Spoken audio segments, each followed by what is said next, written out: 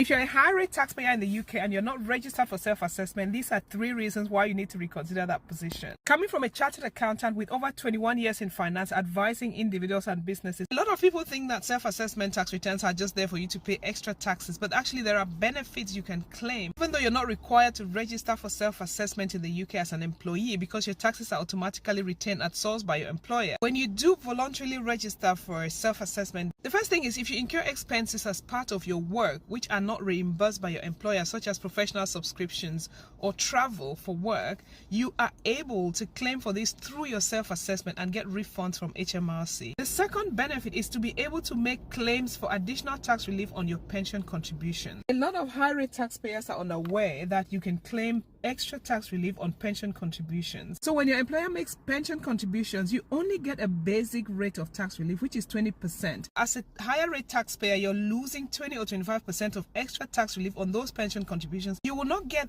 this extra tax relief unless you file a self-assessment return or you write directly to HMRC to provide the details of what you've been paying as tax and claiming this additional benefit. Considering you have an allowance of up to £60,000 per year that can be contributed into your pensions, and being a high-rate taxpayer, this is a significant amount of refund that you could get from HMRC when you do claim through your tax return. Lastly, if you earn a side income alongside your employment income, you're required to file a self-assessment tax return if this money is more than £1,000 a year, so that you can declare and pay additional tax on that extra income. So while it's not required for you to register for self-assessment as an employee in the UK, there is money on the table you could claim, and you need to check and make sure you're not losing out.